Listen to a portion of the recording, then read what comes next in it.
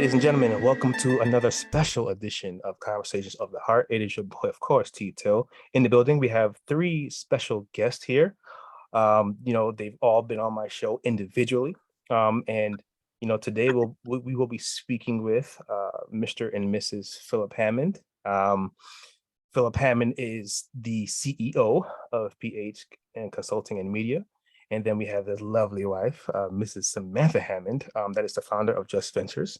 And then we have here the CEO, the boss of Wells Financial Sense, Patrice Hartwell, my baby.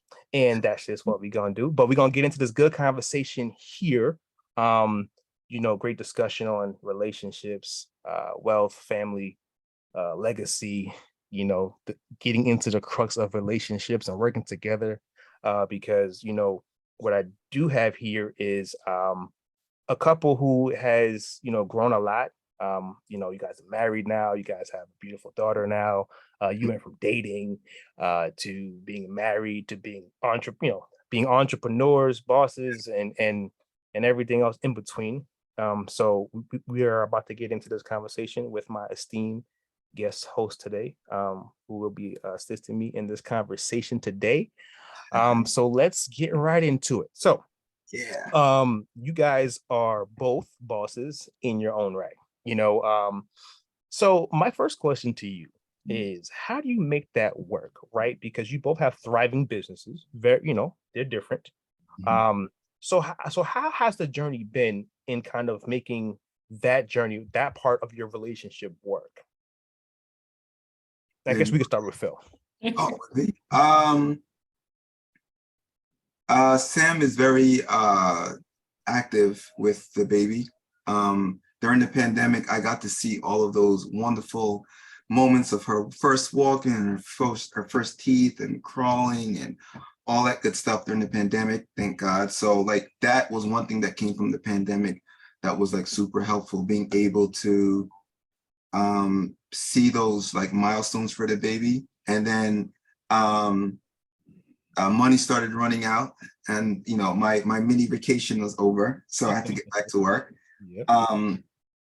But what really helps Sam and I right now is having a dedicated, amazing team of people that we employ that take away some of that work that we used to have to do when we first started our businesses. So by having a team of people that we're doing checks with daily and stuff like that, and I have I think 8 or 9 people that work for the company right now, and they're everything from the account management to the financing to head of the production side of things, and coordinating with our clients. So Mondays I'm not even in the office, and my clients know that. They know that is daddy-daughter time. And sometimes they'll call me and I'll pick up, and they know that the baby's there because they come to know that time and that space is set aside for Ava. But at any point, at any time during the week, if something needs to be done for the baby or something's happening, I can always take that time off, or we can go on vacation, and the operation and the money will keep coming, right? So when you're what I call our friend Gene had said this, he called it a solopreneur or a micro business. When you're the only person, that you're your sales team or you're your marketer, when you're your thing, you don't have the luxury of having time back for yourself. So what you slowly do is you pay somebody for their time and you take away that time from yourself. So that really helped me on my side. And I think it helped Sam too with what she does now. She meets with her team, a couple times a week, and she has a dedicated, phenomenal secretary that's here in taking calls and stuff like that. And so what we did is I signed the lease to this space, and immediately we realized that it's very convenient for Sam. Her other office is in Melville, which for people that are familiar with Long Island, it's further out from where we are in Nassau right now. But living where we live, this office is about 12 minutes away. So she found it very convenient. So we made sure that she had space here too as well as a second office to be able to manage her work. And she comes in on Fridays to do her YouTube videos and stuff. So like for us, I feel like overall, what's really helped to manage and maintain time so we can do date nights on Fridays usually and hang out with the baby is taking back some of our time. Right. So Sam, so I know, so Phil kind of answered the married part of it, like where you guys are at now, right? And he also mentioned just where you guys are now. You guys hired a lot of people, right? Which is great. But what about before, right? Maybe when you guys were dating and, before all the employees, right? Like you guys were still busy entrepreneurs, right? And you were still building, But we right? didn't have a baby. And I think True. like once the baby came into the picture, that is a whole different ball game. When you are by yourself, you can take risk and you can, work 24/7 and it's fine. Right. But I think like once we had a baby, it was like, okay, no. Like we need to now organize like our lives. Like I'm home a lot with Ava throughout the week, because for me personally, I want to watch her grow up as much as possible. I don't want her in daycare. So that was something too, like we really have to put everything in place now. But when we were just dating and we both were starting our own business, we had freedom to do like whatever we want. We could still hang out. Phil would travel with me a lot and it was easier and we could kind of wing it. But once reality hit and our boss was born, because that is the boss, when she was born, then we're like, okay, now we have to think about, like he said, hiring people and putting schedules in place and schedule out date nights and things that we didn't have to do before. So Got kids it. are a game changer. Don't let no one tell you otherwise. That's a game changer. That's dope. But some people like when they're dating, like sometimes they say it could be hard to date an entrepreneur, right? And if somebody works on 9 to 5, dating an entrepreneur could be, I don't know, just maybe it's like it's hard, right? And then vice versa. Somebody's like, I'm an entrepreneur, I'm dating somebody that's a 9 to 5, right? Like, don't know what your thoughts are on that, but you guys are both serial entrepreneurs from, just from my seat, here, looking at it. And you've always made it work, but also two serial entrepreneurs can get very, very busy schedules. You travel a whole lot. Be clear. Even now, Sam, you still travel a lot. I see it. Wait, but I took 6 months off. Like, so I'm not going anywhere for it. And this again is because I just feel it's a lot. Like I'm feeling it now as a mom. Like I didn't feel it before. I could always be on a plane and but now I'm over 40, I'm a mom and I'm tired. So this goes again with what you're saying, like, yes, even though we're entrepreneurs, but I think at this stage, almost 5 years of being married with a baby, like things changed. And that's not necessarily a bad thing. But for me, it is great that I am married to someone who's an entrepreneur, because he gets it. And a lot of our conversations, I mean, we work in the same office space, and a lot of our conversations are always about business, and we're always feeding off each other and getting advice from each other. Like, I just was in his office asking him about financing and just questions like that. And those are daily conversations for us because we have unique issues as entrepreneurs that only another entrepreneur can understand. And even with Phil can come home at 2:00 in the morning. And for me, it's not crazy, because I know like he's here in the office late at night and I'm still answering emails at midnight, so if you're with someone who is not an entrepreneur, it's hard to kind of have them understand that we're always working, so it does make it a lot easier, I think, when if you're a 9 to 5 or dating a 9 to 5 or entrepreneur dating an entrepreneur, because you can relate more. Right. Yeah. Okay. Dope. Hi, Trees. Yeah, so you mentioned that you guys had to kind of organize your time when you guys had a baby. So what ways did you guys like come together to decide what would work for you guys to raise your child and still conduct your business as well? I think that was mostly me, because I'm the type Okay. A. I'm the type A, like he's so like kumbaya, like everything will work out. And I'm like, no, what am I doing at 9:24 tomorrow? Like, so I Yeah. find that consistent with like women. Like women are very like, schedule and detail oriented. Guys are a little like laid back and stuff like that. I do know some guys that are the opposite, Mhm. but I think that also is a good match because I kind of balance out things don't necessarily always work out the same thing. And it's funny, I do work on schedules, but my schedules are not as far out as her. She'll schedule out far out and know what's happening, like,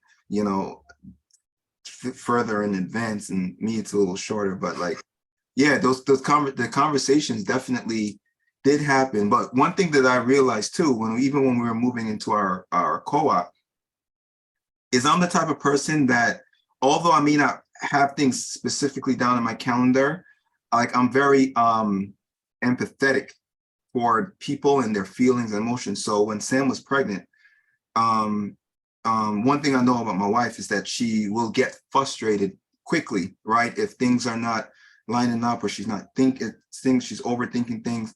So what I do is like, I start to foresee that and try to figure out what can I do to kind of like soften the blow for that. So like when we were moving in, I asked our landlord if I could start moving in early, and he gave us the keys early before the date of our contract ends. And then we started moving in like the furniture. And at one point she was like, "Babe, I don't understand why you're doing the baby's room now. We got time," or whatever.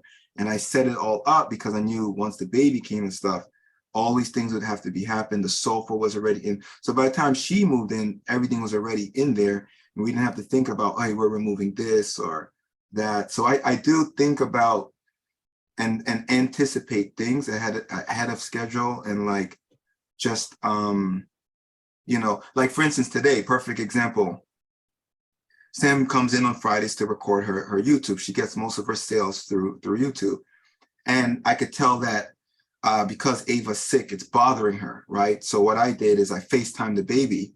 yeah, that was so nice. And then like I start talking, like I'll start talking to Ava, checking on her, and then I'll bring it into her so she can see the baby and see Ava's eating, she's having fun with our mom and having a good time, and it kind of lessen the blow, whatever. So I don't, my scheduling, the conversations I have, sometimes I have conversations with myself, and I won't even have conversations with her because I know her well enough to know that I can kind of foresee what she would say or how she'd react in the situation. And I kind of just plan, or go in front of it. So that's my take on it, like my side of it. Yeah. Okay. And I'm just a planner. So I knew like even Mondays are my busiest day. So I had that conversation with him when, I told him flat out, and, T, we talked about this before. Like, I think communication is essential in every relationship. And that's the one great thing with Phil and I, we really talk about everything.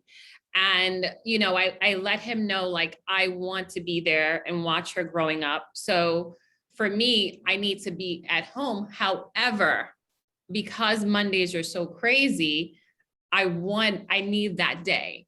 And he was like, no problem. Like, I'll be home on Monday. So I think the thing for me is I have to have my life scheduled out, but I had to also have that conversation with him to let him know like what my needs are. And it's the same thing like Friday night date nights. That's something that we talked about where we're just like, okay, we're parents now. However, that shouldn't change the fact that we still do date nights without the baby, sometimes with her, but we still put that out there, but we have these discussions like, this is what we need to do for us. And we're always talking about things like that. Yeah, I definitely do date nights. I see you out there in the streets looking like Michelle and Barack. You know, I see y'all out there. I see Phil with the suits on and all of that. I think you might have taken over my place with suits, Phil. I'm not gonna lie. I get all my inspiration from you, bro. Like, you know, your suit game and your tie game and your hat game is unmatched. So I'm not even trying to take the crown. I just want to be a part of the conversation. You're definitely a part of this conversation. Definitely so. But speaking of those date nights and things like that, and even traveling together while having a child, I know a lot of couples struggle with this. I think you know, for whatever reason, you know, whether it be guilt, mommy guilt to parent guilt. I had that today when she was sick. Like today was a lot for me because, you know, now that she's getting a little older, you're like, oh. So, but you did say that it is essential to, like, for your marriage and, you know, to have that time, right?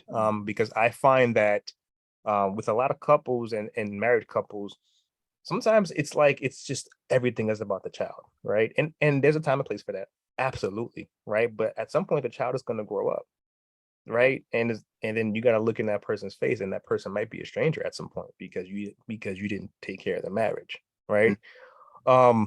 So when did you guys decide that was going to be like a thing? Like, was it like while you guys were dating, and did you discuss that and say, listen, when we get married, this isn't going to change? Or was it more so when Ava came? No, we've never actually discussed. The thing is, Phil and I, because I think we were friends first, you know, and to me, I still consider him my friend before my husband, right? That's nice.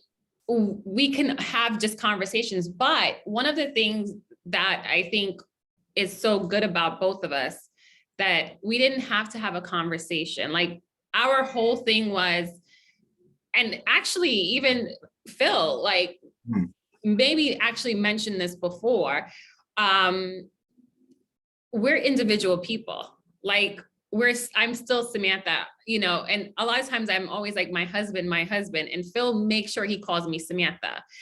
And the reason why he does that, and he'll say, is because, you know, you're just like more than my wife, like you are your own person. I think we went into our marriage like that, like we're just two individuals who just happened to got married, but I'm not just a wife and a mom, and he's not a husband and an entrepreneur. And that has always been, I think, our outlook on life. And it just kind of happened that we met and had the same outlook.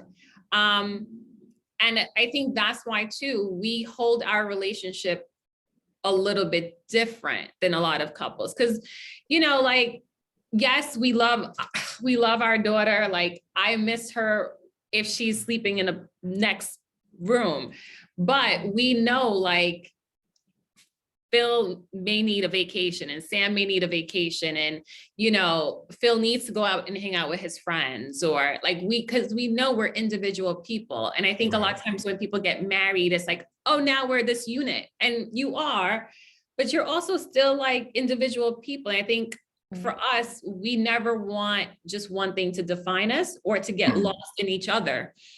And I think that tends to happen a lot with, you know, married couples. Very true. Very profound. Very well stated. Hi, Trace. I definitely know milestones. One thing very special in our relationship is that when Sam was really getting into nitty-gritty of her company, I was really evaluating what I was doing with mine. And we started hitting these milestones kind of like on cue at the same time, right? With our businesses, even up to now with employees and stuff now, right? And the conversations we have is cool. Like, I mean, 90% of our conversations, and like conversations, not just like about business, somehow it always leads into business. We're always talking. So I guess that's like kind of foreplay for us too. Even on dates, we talk about business or whatever. Like, all right, cool. Like, but I think like hitting those milestones in our business simultaneously kind of just really put us in the thought in my mind that we're really like aligned with things that's happening. Because one thing I've noticed in some of my friends and some of their relationships is like some of my actress friends and stuff like that, like they'll be blowing up in their career, and like their boyfriend or whatever, who's also an actor, is not doing the same. And they have resentment toward them. It leads to like jealousy and things like that. It's happened multiple times. And I've like counseled them on it. And I'm like, it's not your fault. Don't feel like you have to stop what you're doing. You're meant for great things. That person's meant for great things too, but they're in a different timeline than you right now. You're in your timeline and this is your time to do things. So I will never take away somebody's shine, right? And I'll never take away Samantha's shine. Samantha shines on her own. And it was very reflective even when we were getting married. I mean, Sam deals with brides. I'm not going to call them bridezillas. I deal with bridezillas.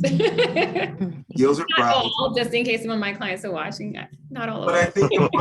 think the mindset of the bride or the bridezilla, right, is that this is their special moment, right? And you think about your life, like 80 plus years, God willing, right? And you think that's the only special moment in your life, and maybe having a baby, right? For a woman, there's so many more special moments. Every day it can be a special moment. And so we get to celebrate all these special moments all the time.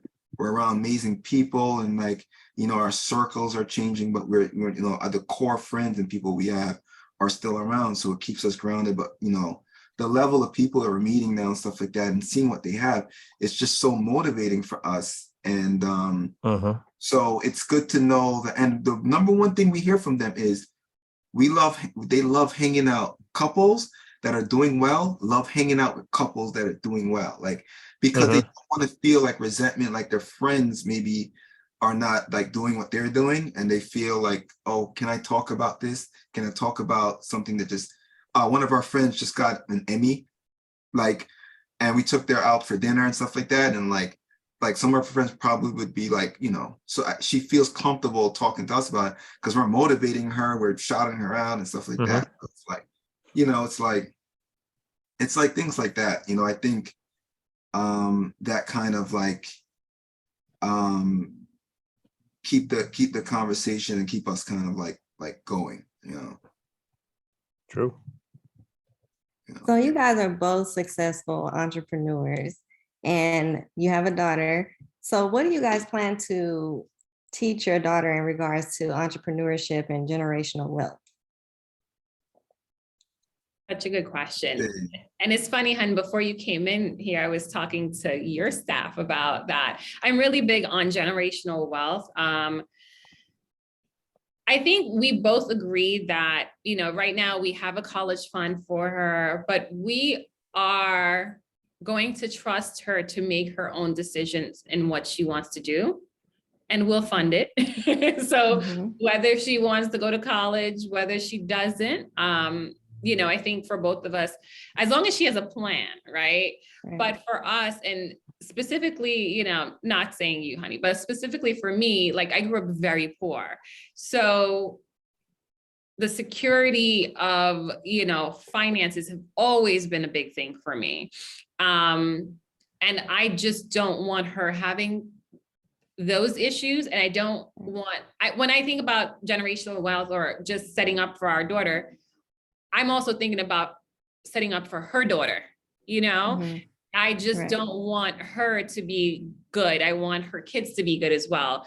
And it even stretches out to my nephews. Like I have college funds set up for my nephew. And I just think it's very important just to make sure that when they start life out, it's easy. I want them to go to college without having to work. I want them to be able to choose what they want to do, and not have to settle because, mom and dad didn't set up a college fund or have, a brokerage account for them. So for me, that's a passion, and it's always been a passion, like financial literacy, because I know what it is not to have. And I know what it is, we've never gone hungry, but my mom has, so I just don't want that for her. or for anyone in our family. So yeah, we already have those accounts started, and I'm always looking for, other stuff for them. And by them, I meant my nephew as well. Great. Yeah. Okay, great. Phil? Yeah, I mean, Sam is kind of in charge of You can tell who does all the Yeah, fighting. yeah. Phil's like, yeah, what she Mhm. said. she's a What she said. CFO, I'm the CMO. Like I brand us how we look across, to how our brand looks, right? Like Mhm. family. But she's like the nitty gritty, that the things we can't afford this, or babe, we have to hold off and getting that new truck or that Benz because we got to get this first or something like that. And me, I'm like, hey, we can just go in there and get it. Like, I'm like, no, we can't. No, we cannot. Sam says she's a CFO. yeah, Yeah, which no. is cool. And this is even within my own organization, right? I have checks and balances. I have somebody that tells me no, right? Brian, right? Mhm. I have someone that tells me no, right? And says like, hey, Phil, we can't afford this, right? I had this idea to put all these beautiful paintings in there. I'm like, yeah, when our clients come in, we're going to have these Rotating paintings. this curated artwork and blah, blah, blah. And then Brian's like, Phil, how about this? We make the accounts first. We'll set aside an account for that. And as profit comes in, we'll put aside something like that so we can work on the decor here in the wall. Yeah, he always needs to be reeled back in. Like, I know that about myself though. I know, but we also, Sam, we have our moments too. oh, we're not thrifty. We're not thrifty, but Sam, you're not thrifty. You just conscious on what you Be spend. clear. and I save for everything. So I'm like, I'm one of those people, if I have $1 million, 500,000 is gonna be blown. But the other 5 will be in like a index fund or something like that. So, So you're not gonna blow like 900. You're just gonna blow like 5. Phil would blow 11. Blow like 11. Yeah, Phil blow the whole mill. All right, that's cool. And fair, fair. I appreciate you guys saying, successful business owners or success. Hey Phil, you're a successful business guy. You don't feel it. Well, I say yes and thank you, because I classify success in business if that is the thing that you do, right, with all of your time, and you're not working for somebody else, and you're utilizing. So I pay myself. I'm on payroll, right? I'm an employee of the company, and if I'm not doing good or whatever, I'm not doing that. Like, I realize that I have a position in the company, and the company is different than myself, right? So I meet people, they say, hey, Phil, I can meet with you on these 2 days because the other days I'm at my job, right? And they're building a company, but I feel like, if you can, and my friend's other podcast is about that. And I like the fact that you highlight people and you bring them on the show. Some of them are full-time doing their position, some of them aren't. But I do start to think of success in that level, because if you can maintain your lifestyle or maintain your family, pay bills based on solely what you're doing in your business without having any other source of income, that's when you start to talk about that conversation about success. And then from there, there's so many other levels of success, right? So that's like first of all, if you launch your company in any way, form, you don't have to be an LLC. It can just be the fact that you wrote down ideas and you're starting to execute on it. Terrence, this podcast is a perfect example of something that was curated during this time of a pandemic and birthed during the pandemic. And it started out as a way to have conversation with people and to check in on people. And it's built into what it is now, right? With professional mics and headphones. And we're building a podcast studio here. So you're welcome to, use it too. So like, those kind of things, it's like, it's building up, right? So, I just wanted to, when you guys said successful, I want the audience to be like very aware that we're really thriving. I don't want to call it struggle, but we are, it's hard to see what success is when you're in the grind every day. Because for me, I'm always trying to solve problems. So I think like I look at success a little bit differently, where I'm not stressed out all the time, and I'm not like worried about, bills and clients. So yes, it always kind of takes me aback when people say that, because honey, you're right. We have staff and we're paying people, and but it's still like, I think it is a relative term. So it's always like still surprising when people say that, like, oh, you guys are successful. I'm like, I just got cursed out by a client. Like, you know what I mean? Like, so it definitely is relative, but I agree. And this is something I tell everyone just starting your business. And, just the process of running a business and being able to run a business and still have a business, especially out of the pandemic, is successful. So yeah, that is always something that still takes me aback. Like, oh yeah, like I'm doing good, Yeah. um, Yeah. because Yeah. a lot I of mean, entrepreneurs don't see that because we're right. always, Mhm. You've been an entrepreneur for a long time, Sam. You playing modest, but it's okay. You've been an entrepreneur for a very, very long time. You've been in like I this said, business, I you deal know with what I'm saying? brides, so my head is always like, you know. But that's good though, because there's humble. And just to be clear, whether you're a CEO of a company or whether you work for a 9 to 5, you're getting cursed out by somebody normally. Because Facts.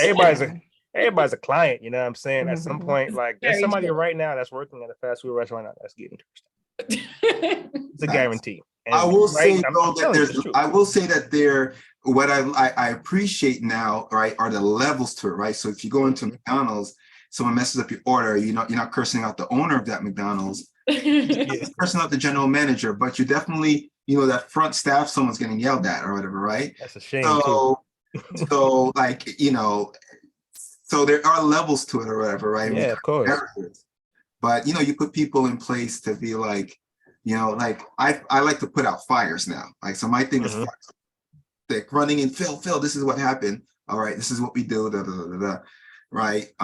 So I like that journey that I'm taking right now as like just hearing like it's like an educational journey that we're doing now and learning and like understanding staff. And then, I mean, they have families and stuff like that. So the Yeah. pressure is different, right? Mhm. Like, it's you stay up at night thinking about making sure that they get paid and things like that. Absolutely. Oh It's my not even gosh. about us getting paid now. It's this whole like, and this goes back to the conversations that we were saying, like we can have these conversations where, we're up at night worried about our employees now. It's not even like we're worried about ourselves. It's like, oh my God, you know what? I had a tough month. Can we make payroll? How am I going to take care of these people? So again, because we're both entrepreneurs, we can have those conversations and he knows exactly how I'm feeling and, vice versa. So yeah. Mhm. So Sam, specifically you, because you said earlier, you brought it up. I didn't bring it up. You said you 40, a little over 40 now, Yeah. right? Shout out to Black Don't Crack. You know what I'm saying? But like, and some people like you just had your first child like Yes. a couple years ago. So like some people like they frown upon having kids at a later stage in life and things like that, right? No, it's popping. No, I agree with you. No, Terrence agrees with you. But I'm saying people and sometimes society, you know how it goes. Like, it's like, hey, like, ¿Cómo I estás? like having kids like a little later in life, Okay, and there's a fear with that too, because people talk about the clock, gracias. you know what I'm saying? People talk about a lot of different things that come with, having a child later in life, but you have a different experience, right? So like you love Absolutely. it, like, and why do you love it?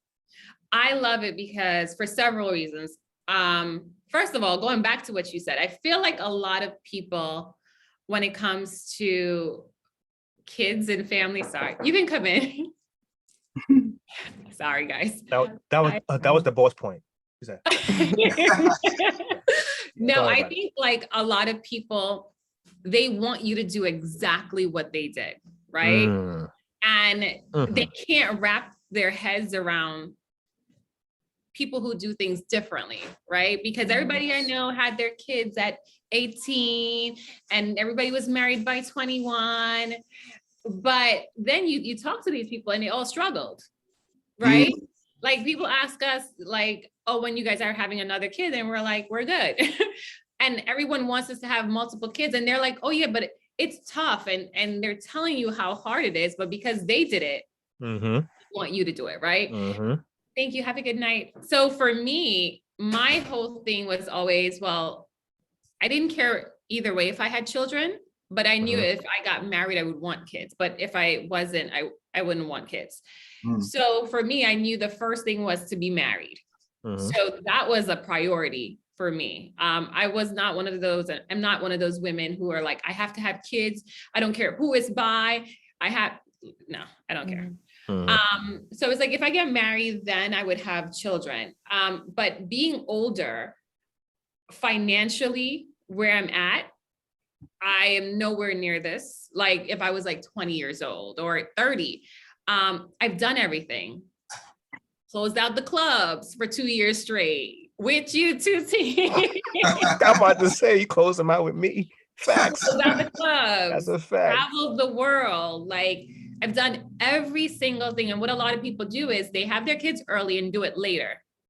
I did everything early. So now emotionally, like we gentle parent, you know, and we could gentle parent because we have more patience that I think, like if I was 25 and struggling and, you know, a single parent, if there was all of these other factors in, I wouldn't be able to parent the way that I prefer to parent.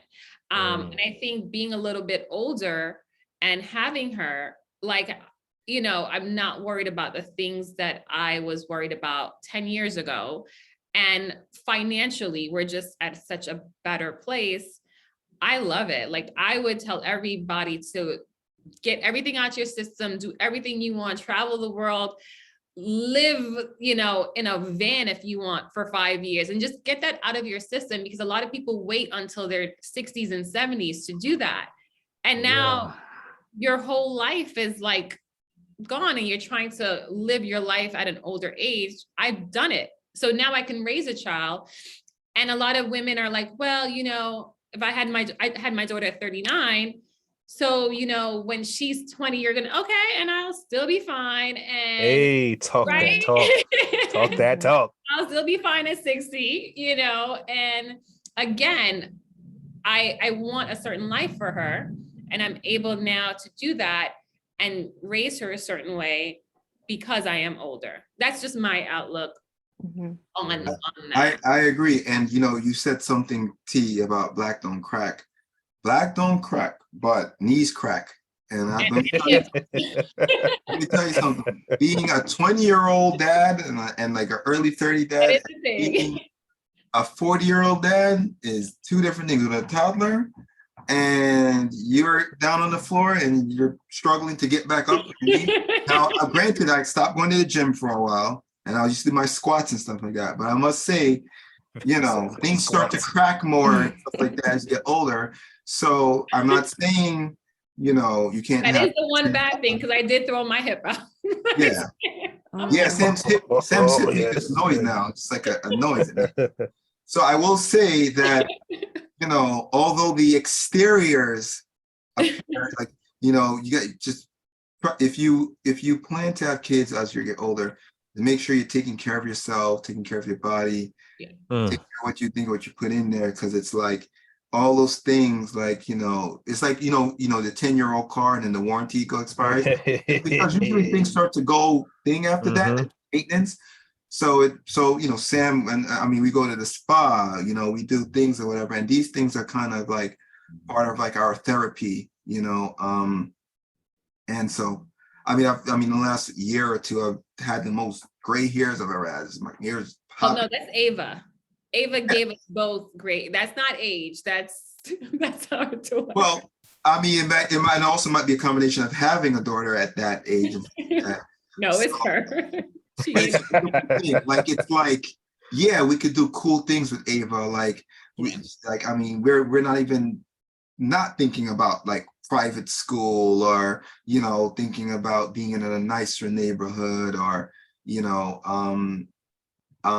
because it's not something that we have to think about what we can't do now. It's like, here are our options and here are all the things we can do, right? But we're also thinking about things that every parent thinks about, like Sam takes her to the library. It's free, it's accessible, it's fun, it's close, so it's also practical. So it's not always just spending money. But when we were younger, I'm sure we weren't, I mean, if we had a younger kid, we wouldn't be thinking about that, right? So, but we've been blessed to have like a big village around us and of people that have like wisdom and finances that buy Ava stuff like all the time. I mean, like when we first had Ava, I think we didn't buy diapers or clothes or anything for like the first year. Like, wow, we had that much that we support. got. Yeah, Oh yeah, it was that's like the village. oh yeah. So that's another thing too. So that definitely helped too. And also, when you guys have kids older, now that people are around you are older, they could afford stuff too. When you're Right. 22 years old, can't nobody afford nothing. So that's the key right there. Yeah, can't afford nothing. Yeah, Yeah, it's true. It's Everybody true. broke. like, you about to get this gift card to Babies R Us for $25. That's what. Oh yeah. Get, Oh yeah. what Oh I'm my saying? God, kids. Oh yeah. Oh my God, kids get like $100 plus, and now they come used to it. They're like Uncle Phil, and they know what they're gonna ask. So their Uncle Phil, like my budget for them was like 100, 125. Now it's like it's just slowly creeping up. Like now it's 150. And here's my Christmas. And they itemize, here's the things, and here's why I want all those things, because they know I'm going to ask why. I'm not just going to give them the money. We talked about that at dinner, babe, the other night. Like, I don't, so it's like, so they're smart with it now, right? Or whatever. But I love the fact that I can do that, and I love the fact that, we can do things or whatever. So it's give and take. But I mean, when Ava's a mom, Ava could be a cool mom at 25 and have what Sam and I have financially at 40, right? So the goal is for them to do better than us. So absolutely, definitely. Okay, good. You got anything? Yeah. No, I No? don't. So not right now. So let me ask you this. So do you guys feel like, not ushering in, but because there are other couples doing this too, but like, do you guys feel like you're definitely separating yourself from the old generation of parenting and marriage, right? Like, I think, our parents parented a certain way, you married a certain way, right? Old schools and things like that, don't really travel a lot, right? So do you guys feel like you're ushering that kind of energy in like that new way that now when Ava is growing up, she's going to see something different than what you've seen? And not just in a financial way, but just in a lifestyle way, right? About how you parent, right? Because like you said, like you parent a little bit more easy, right? Especially in black households, a lot of times you get catch these hands, these pots, these pans, these switches, the belts, whatever it is you about to catch, right? So it's like you're parenting a little bit more easier. The lifestyle could be a little bit more different. Not bad, I'm not saying for better, for worse, but it's different from what you grew up, right? So do you guys feel like you're ushering that in? And was that something that was important to you guys to be different? Not to be different. I don't think Phil and I really care about that or like how it looks to anyone, even like our relationship. Like we just kind of go with the flow and what works for us. And I think that is why it's so important that your partner and you're compatible with your partner, right? Because what works for us may not work for everybody else, and that's fine, because it just has to work for us. Like we're always on the same page when it comes to our marriage, when it comes to how we want our kids. I am not putting that out there, baby. Our child. Are we breaking news on Conversations of the Heart? Oh, we are not. Breaking news? Wait, what? Breaking news. Ava is 3 kids in one. We're good. But I think that's why it's so important. Like our whole thing is not like, I don't want to say we just don't care, like old school, new school. We just worry about really what works for us. And we don't think this may work for everybody else. It's just, you have to make sure you and your partner from the beginning are on the same page, whatever that looks like. That's just my thing. For us, we just kind of go with the flow, what works for us as individual, what worked for us as couple. I remember one time, Phil was talking to his parents, and I don't remember what the topic was. And he was like, I only care about what's going on with Sam.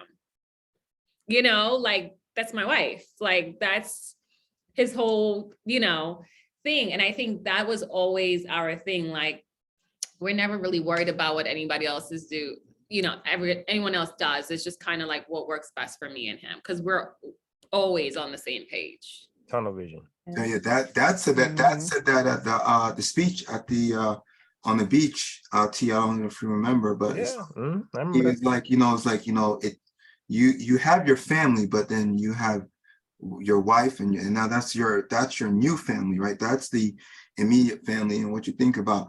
But I don't think about parenting. I just do it, right? I do what kind of like comes natural and what I feel. I don't plan parenting in my head. I don't sit there and say, oh, what am I gonna do with Ava tomorrow to like let her know. So like we're teaching her things, and she learns stuff from my mom, and we give and allow my mom and my sisters Oh yeah. and my dad to parent them how they think they should parent them, right? So I don't micromanage her upbringing, right? So she's gonna learn things from mom and dad, and she learns things. She knows every one of her body parts because my mom sits there and tells her everything. And that's good. And then she'll come back and tell me, and it's exciting because she teaches me something new that she learned. And her newest thing is like Dada and Mama. Like she knew who we were, but now she calls us out by that. Like she identifies. Oh, that's nice. Yeah, so it's really cool to see her say Dada and Mama and stuff like that, right? But I don't think about it. And like, I've tapped Ava before when she's being rude and stuff like that. But it's not something I plan. I'm like, oh, I'm going to have to punish her now, like when I get home. It's just something that happens at the spur of the moment. When she's trying to like tumble off of the dining room. Yeah. I do I'm very mellow with her, but I do extreme things when she does stuff extremely. Like, see if that makes sense. Like, because I want her to identify that you've reached a level of, all right, you need to come back down now, right? Like she's like, all right, like, raise your voice. It's like, oh, okay, because they're pushing that, and they're checking your limits. I'm like, oh, all right, that was the limit. Let me, and that's why I do it, right? But for the most part, I treat her like I treat Samantha. Like she's like my friend. I identify her as a person too, and not just my child or a baby. And I talk to her and I try to explain things to her, right? And I mean, she's never used a pacifier. She's never cried with me changing her diaper, right? Because prior to that, I tell her, hey, Ava, okay, let's go change your diaper now. And she goes into the room and she knows I'm going to pick her up and change her diaper. And I've been telling her that before she knew how to speak. And she just knows that that's something that we do or whatever. And I'm not going to fight or argue with Dad because he's changing my diaper because it's wet and it needs to be changed, right? So parenting for me is it's a lot easier than running a business. I mean, as far as how I treat it, right? The aspects and just the truth is that Ava is an individual person with a personality right now, and she's had it for a very long time. And I've come to accept it, right? And I just kind of move kind of like how we deal with each other as individuals, like right. We treat her kind of like the same way. Like she's not ours to like mold. She's here for us to guide and make sure she's safe, but she's her own individual person. And that's what we say, go back to like, if she wants to go to college or not. Like we're not going to make those choices for her. We're just going to guide her and be here for her when she makes those choices, So which is very different though, which is very like, oh my God. I know that like you're not trying to compare or like you care about the comparison, but it's a big difference between a lot of times how, especially in the Black community, what it is. Jamaican community, when you get beat for breathing too hard while you're walking up the stairs. Exactly. Sam, I think you have trauma too from that. Like I absolutely have trauma. And I tell my mom I have trauma and she thinks it's so funny. But no, I just think that's the type of people Phil and I are, so why wouldn't we parent like that? That's how we are towards each other. That's how we are towards our friends. Phil and I don't argue. You know what I mean? So like, well, no, I do yell at Ava because like I said, she's crazy, but like, you know, so that's not even our style to like spank, and it's just not Mhm. who we Mhm. are. So Right. Yeah, Yeah, I do see very differently. I think, just seeing different ways people parent, and sometimes my friends parent, like you could just see a lot of times the difference and yeah, stuff that was passed down, and different traditions as far as if you would call it a tradition of discipline, and how they discipline, because it's more so, well, I got it, so they about to get it too. You know you what know I'm oh what's saying? you know what's really No, you but know that happens. yeah, That happens you real know what's close. funny that you say that too. Um, the conversations I have with my mom and dad now, um, we realized they didn't know a lot of times what the F they were doing, right? So they're winging it too, right? And when you're a kid growing up, you're like, oh, they got everything intact. My dad was like, no, right? He gets nervous. He thinks about things too. He freaks out, like if I had a fever and what to Mhm. do, and like, if I fell out the crib and like, or how do I address the situation or whatever. And coming to terms with that and understanding that, you realize, okay, so whatever you were holding on to about your thoughts about marriage, or your thoughts about friendships, or your thoughts about anything, right, whatever they kind of say to you, right, you can and it's funny because when kids get to be in college, they become like these rebels and stuff like that, right? Because they Mhm. no longer want to follow the religion they brought up on, or maybe it's a girl that has a girlfriend, or a boy that has a boyfriend, right? And it's like, oh, that's not how you were brought up, right? And so it's like they're being rebellious now. But what's happening is they're just really discovering what's best for them and what's good for them. yeah. And so parenting is one of those things where, just like in business, right, you have to wing it and learn with it as you go, and make little check marks on what works and what doesn't work, and like, oh, okay, that didn't work, okay, that did work, like we'll continue to do that. Let's see how many times. It's like repetition, right? So it's like, we know that she'll eat egg whites in the morning if we make it. So our repetition is, when we wake up, we make egg whites for her, smoked salmon. And that's another thing, diet, she doesn't eat, we Defensive don't eat style. meat. We're a pescatarian, right? So we don't eat steak and beef and pork and chicken and turkey. So she doesn't eat it. But that doesn't mean necessarily, like, I mean, at what age, maybe she's in school and she discovers she likes chicken, or a friend gave it to her. And we have a conversation, Mom, I really like chicken. I mean, I don't know how to, like, it's one of those things where, like, even her ears being pierced, Sam wants to leave it up to her if she wants to pierce the ear. I was like, Mommy, I want my ears pierced. And then she'll go, okay, I'll take you to get your ears pierced, right? Because it's her body. And I think like that's my whole thing as a parent. Like, and it is quite different than how I grew up. And like you were saying, I feel like it's the same thing, like, especially in the Black community, like people like, well, I got it out the mud. So my kid, You no, got it. Yep. no, They got to get it no, too. no. Like Mhm. my job as a human being, a parent, is to make it easier Yes. for the next generation. Like, why would, if I know how I felt when I was being beat with a belt, Or would and you pass that on? Yeah. why would I pass that on? Or if I knew like I had to work 2 jobs to pay for college, and how how difficult that was, why would I want that for my child? Like, when I Well, can the make answer to that, not my answer, but the answer that I hear all the time, is because they don't want their kids being soft in a I don't in a cold world. know, but I think if you are actually parenting correctly, Mm-hmm. and again, we're new, Mm-hmm. Mm-hmm.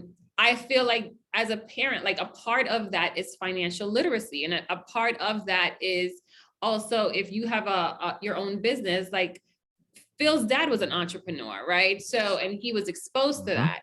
Yep. So like, you should be educating your kids on all of that stuff. Like, we have a brokerage account for Ava. Like, I'm not going to give, a 21-year-old $500,000 if that's what's in there at 21 without knowing, like, this person, I've also made it that she understands like what goes with this. And, so I think like kids are going to be spoiled. Mhm. Or you can get it out the mud, and you can beat your kids from here till Mm-hmm. tomorrow and they still come out spoiled, right?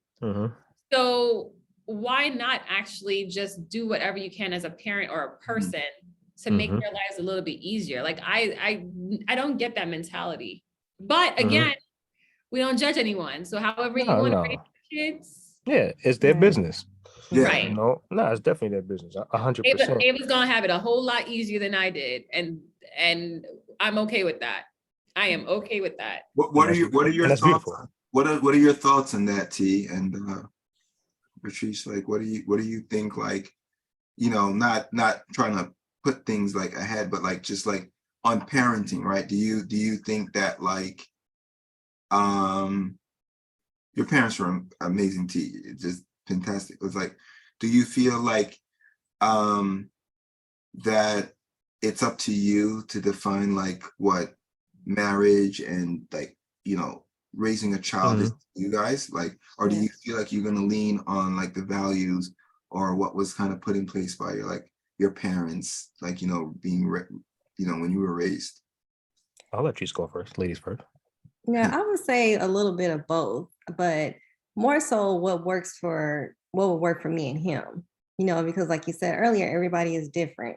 So our parents were different. They are two different individuals and they made it work for them. So I think the same will have to go, you know, for us as well, especially with parenting. You know, times are a lot different now than they were back then. So what may have worked back then, you know, for us being raised may not be the same now, you know, for our children and those coming up. Yeah, I think for me, it would be as great as Phil, as you know, my parents are, and you know, I would still do things differently, and maybe not 100%, but because the goals are different. You know, like my parents had certain goals, right, and they achieved those goals of what those were for them, right. But for me, my goals look a little different, right. Certain things that weren't important to them are important to me, right. You know, and so I think like just for something that's so simple as traveling, right, and I'll just put it like that. Like that is important to me. That is important to Treese, right? My parents, No. take it or leave it, right? Same. It was cool in New York, you know what I'm saying? Like my dad was cool in New York, my mom was cool in New York. My dad would love to go to the South. Yeah. But like that's it. Yeah. And but the thing is that was good for them, right? 100%. And like you said, Sam, like also just times were different, you know, back then as well. Like, and it's just they may have to have made a choice. All right, do I travel or do I send my kids to private school? Yeah. And both me and my brother went to private school. Yeah. If we didn't go to private school, maybe they might have traveled. I don't know. Yeah. Or if not traveled, done something else, whatever that thing would have been, right? So like you said, there, you know, when it comes to just finances and certain things, that could look a little different, right? Because the goals are very different, right? And it's like your parents do the best they can for what they know. Yes. Right. So it's up to, you know, to us to say like, well, what are like what's important to me? And what's important to us? What's important to me and what's important to us, I think, are very good. Those are the statements, and that's how you should lead. Like same thing, T. I have like things that my dad didn't value or care about. I care about, right? I care about designer stuff. I like driving nice cars. I like different things. He does. He's cool with having. He's to this day has a new car. My dad makes more money than I do, and you know, he but even just the structure of our businesses, right? He remained for 30 something years without really having employees, having this kind of like concept of all these people working for him and stuff like that. Family working for you, and you know, leaving the business. A lot of people from his generation, the baby boomer age, believed in like, oh, I built something, I'm gonna leave it to my kid, but your kids don't want to do it. Like, you know, like sometimes you should have pushed them to do it. Sometimes they don't. That becomes a problem. We're in Garden City right now, and there's a lot of estate issues because the parents leaving it, kids don't want it. The house goes to crap, and like it's just like, you know, they liquidate everything and whatever, and they just like vultures to start pulling everything apart or whatever, right? But like For me, it's like I want to raise a company that is a multi-million-dollar company, right? Mm. And then take those millions and reinvest it into other things. Sam and I just started a brand new business, and that business now is our first venture together because we've had two separate businesses that we Okay. advise each other on, and so now it's Congratulations. a business. Yes, Thank you. congratulations. So it's like, Because we're not busy enough. yeah, Yeah. but we Got more realize, on the plate. but we realized when starting this new business, and the couple that we started with, like, they're amazing. Like they're just like their mindset and just their vibe is just in tune with our values and stuff. But we knew immediately just from learning in the last year and a half that we would have to have people on board. If we started this business, there's no way her and I can run it by ourselves with what we're doing.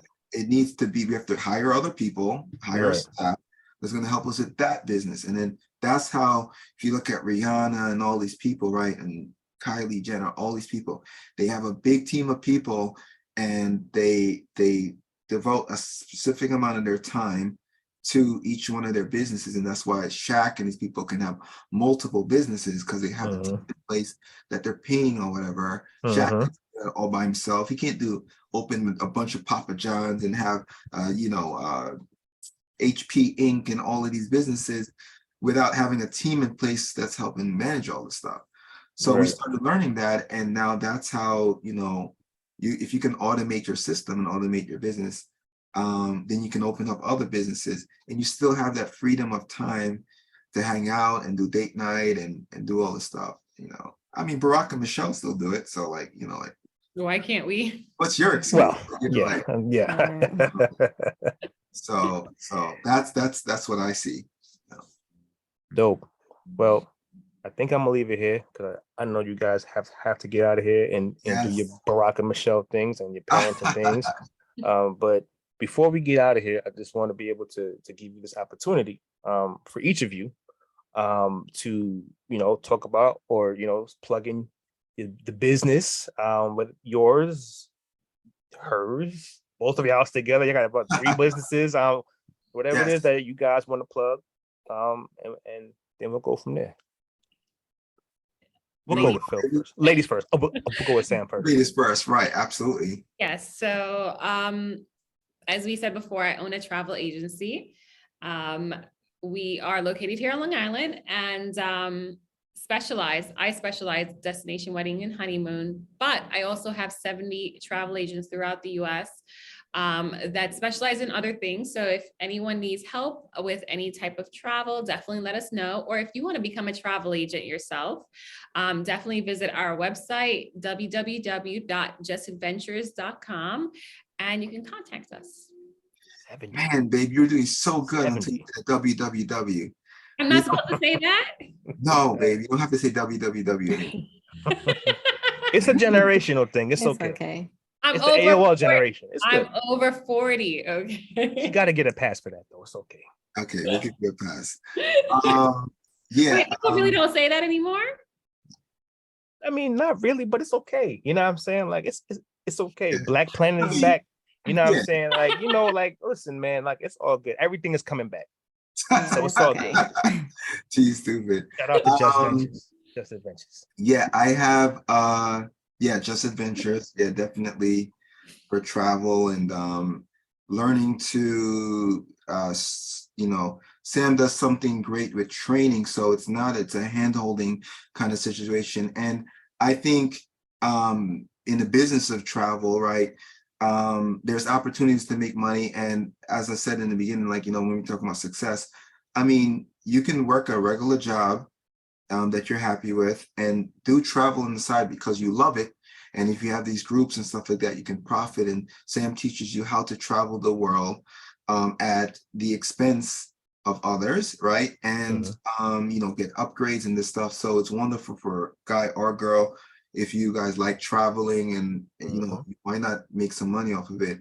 So it's a What great. was the website? Shout out to Phil for plugging his wife's business so eloquently. It's justadventures.com. I'm also part of the marketing team on that.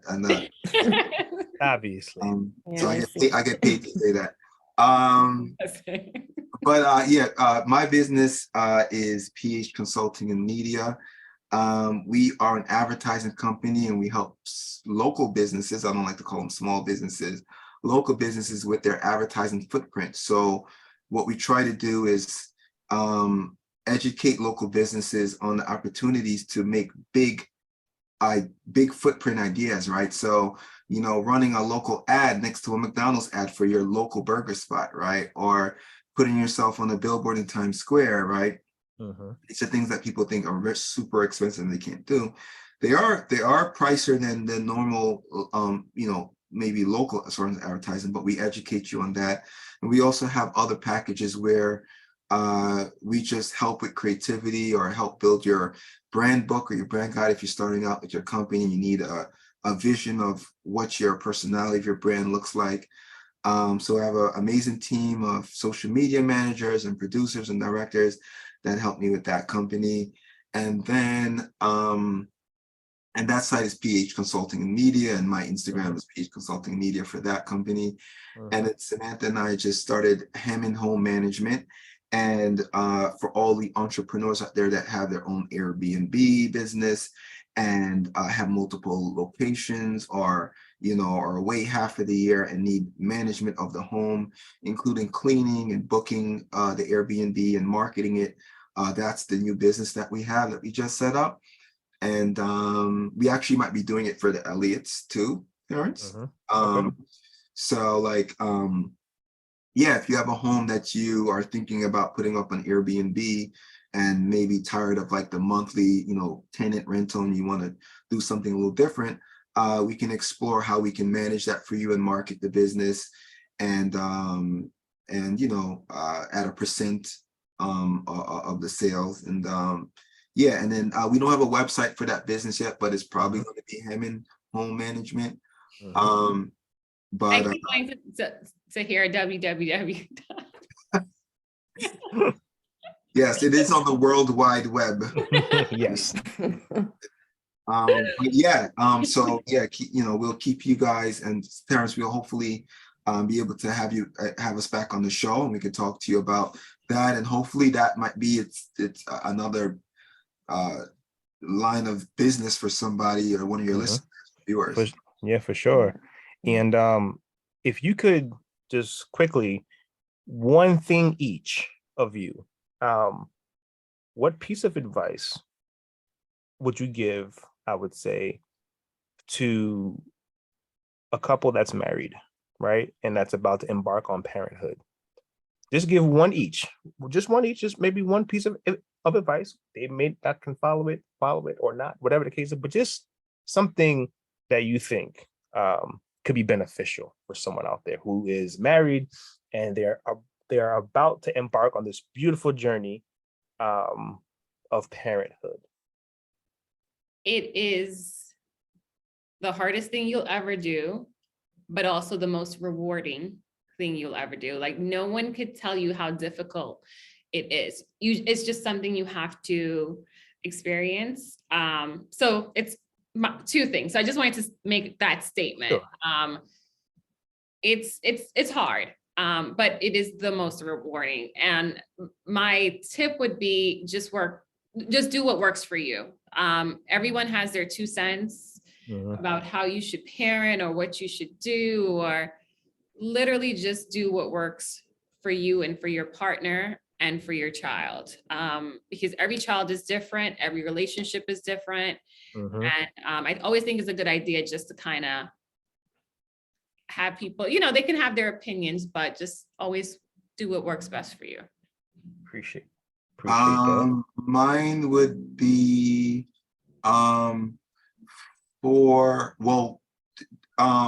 if you are a couple, married or friends or whatever the case is, that are raising a child together, the first thing is, one, get on the same page prior to that baby coming, and realize that there's no particular role that one person does, right? Like I cook, I give baths to Ava. I did most of the baths when she was first born. Same thing. Yeah, I don't know. I think I was scared to bathe her.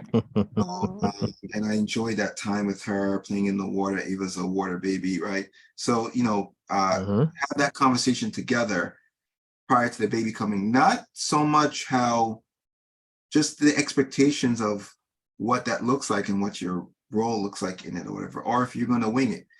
And my second one, even though you said not to, my No, no. 1.5 advice is have a place or a thing that gives you a reset, because they will drive you nuts and they will take Yeah. you out of your character. And find something that you personally hold on to, or a corner, or maybe a show or something like that that makes you kind of reset. And when you reset, you find that you go back into the situation with the child, ready to hug them or stuff like that. So lean on the parents. You got to go out. Hey, I'm going to go take a walk. I'm going to go, Absolutely. try to take a drive, whatever, and come back, and you miss them. It only takes a little bit to miss the child, right? So you need that reset moment and that breathing moment, because it feels like the walls are closing in sometimes. So just find that thing that makes you like that reset moment, and just hold on to it and make sure that panic button is somewhere near something, and that you can always reach that reset button, whatever that looks like for you. That's Dope. good. Much appreciated. Much appreciated. Appreciate you guys. You guys Thank you for are having us. amazing, beautiful, that was black, good. Patrice, you're such a I'm lovely saying? co-host. Oh, thank you. I Yes, try. I definitely appreciate y'all. Y'all doing y'all thing. Y'all successful, black, melanin popping. You know what I'm saying? Like y'all doing y'all thing out here in these streets. You know what I mean? And y'all are successful, a husband, a wife, just two beautiful human beings and entrepreneurs and fathers and mothers. You guys are just really dope. Definitely appreciate you guys. you And too, my friend. yeah, Let me see definitely. it. And now, so Trees, tell everybody where they can find you. As far as your amazing business that you have, as far as in finance, all of your insights and wisdom. Where can they find you to get that wisdom? All right, thank you, babe. It is at Well Financial Sense. I'm on Instagram and also on Facebook. So go ahead and Definitely follow click the and follow button, like. please. Yes. Tell them T-Tail sent you. And of Yes. course, as for me, everything is at T-Tail Inspires. YouTube, just type in Conversations of the Heart. You can absolutely go ahead and check out all of this conversation and more right there on YouTube and all podcast platforms that you can find. I am there. So definitely appreciate you guys again. You guys are awesome. Keep Yes. doing your thing. Best Thank to you, Ava, the guys. beautiful baby girl, and much continued success on your union and the businesses. Keep us Oh, thank you. Thank you, informed. guys. Continue success yourself. Yes. Appreciate that, man. Thank It's your you. boy Yeah. T-Tail always, man. Peace.